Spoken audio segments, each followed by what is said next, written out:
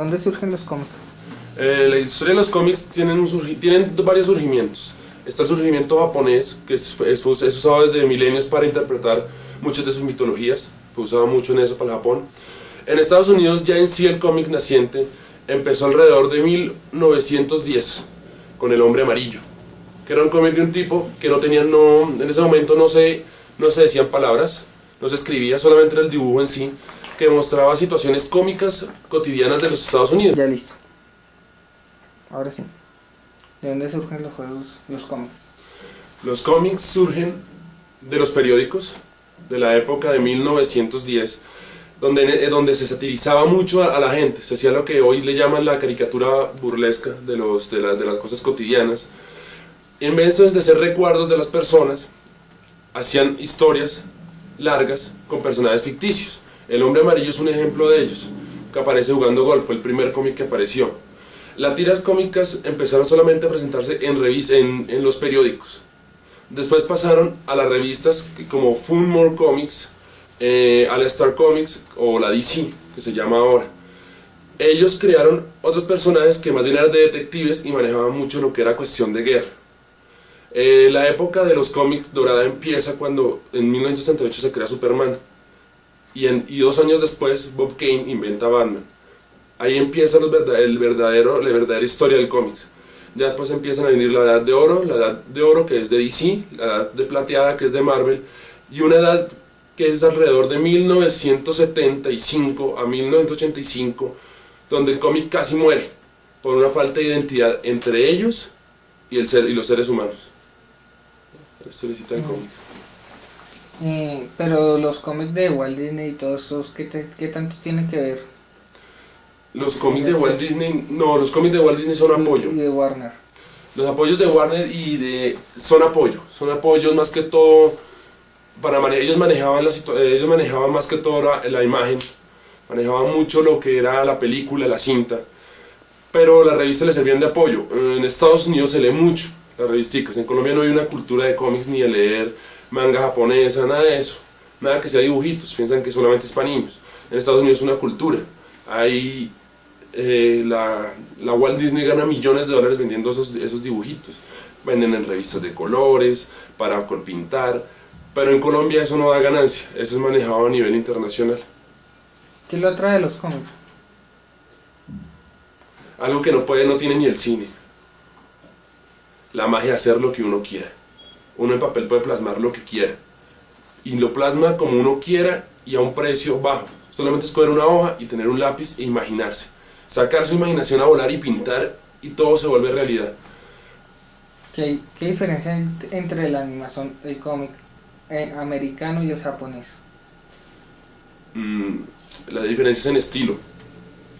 El dibujo americano se basa mucho en la figura humana, son más bien a lo griego.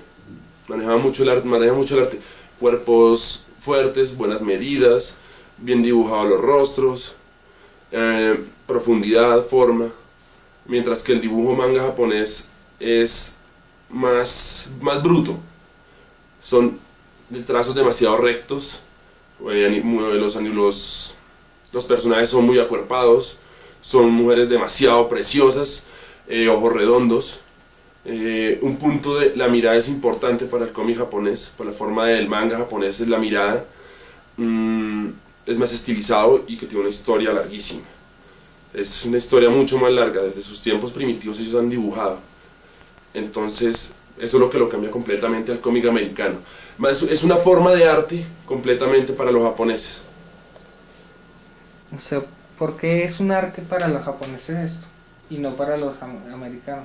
No, el cómic en general es un arte, pero en la cultura occidental tenemos por mucho 100 años de ser dibujantes de cómics, de dibujar personas, dibujar cosas para vender al por mayor, pero con un sistema artístico, mientras que en Japón dibujar es un arte, es un placer, porque viene de su propia cultura. Ellos representaban en muchas formas los dibujos, las vivencias, todo lo que le pasaba al pueblo japonés, al pueblo chino, al pueblo oriental, lo reflejaba mucho a través de los dibujos, sus historias, sus mitos, sus leyendas, se basaban mucho en el dibujo, no en la palabra ni en el escrito, sino mucho en el dibujo. Y a los niños en las épocas antiguas se les enseñaba con el dibujo la historia de los países. Listo, Javier. ¿Cuáles son los personajes más sobresalientes de cómic en toda la historia?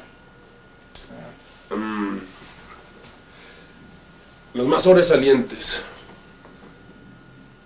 Muy pocos son los sobresalientes en el mundo del cómics. Todo no se puede negar, el icono general del cómics es Superman. Se puede hablar de los X-Men ahorita contemporáneamente, aunque ya están en decadencia. Spawn es un mito porque rompió muchos récords de ventas, tiene un estilo muy propio, es una compañía independiente también, entonces entró muy duro. Es que cuando uno habla de cómics no puede hablar algo en general, se tiene que hablar de... Es demasiado grande para poner en generalidades. Como el cómic no se maneja como si fuera un mundo real, no es que Superman está aquí y Batman está aquí, no. Batman puede meterse donde está Superman y Superman puede meterse donde está Batman y pegarle quien quiera. Entonces más bien es una generalidad de que se vuelve tan complementario de que si falta un personaje tienen que agregarlo, tienen que inventarse un personaje. Son tan reales que si el personaje no funciona, no tiene una buena personalidad, es rechazado. No se puede hablar, el único ícono realmente es Superman. El único ícono porque fue el que inició la edad de los cómics, es la medida del cómic, es la medida representante del héroe perfecto, es él. Hablando de Superman, viendo ahorita a Goku, que es un personaje empieza de los 80s, ¿puede ser el Superman japonés? No. ¿O hay otro que...? Es que es igual, el sistema japonés es el mismo que el americano. No tiene un icono. Tiene un icono pero por generación, no un icono general. También es como el americano, es por generación. Ahorita es Spawn, antes fue X-Men, muchos años antes fue Superman. Vienen por generación, no se puede hablar de uno en sí. Tiene que ser una generación. Todos tienen las mismas bases, sino que la trabajan diferente. ¿Han habido cambios en los personajes clásicos o se han estancado? Los personajes clásicos, entre comillas, Pequeña Lulú, Pájaro Loco, bla bla bla, Mafalda, ¿son simples recuerdos o siguen estando presentes entre la gente? Siguen estando vigentes. Aquí no les gusta mucho, aquí en la televisión colombiana los ponen, gusta a los niños, uno todavía los ve, el Pájaro Loco, uno se muere de la risa viéndolo cuantas veces vea. Y uno no lo piensa aquí, uno ve por ejemplo canales como en Nickelodeon, en Cartoon Network y en Fox Kids están dando en vacaciones Pájaro Loco para los niños, en horario AAA, por las tardes y por las mañanas. Son personajes clásicos, son personajes que nunca se pueden olvidar.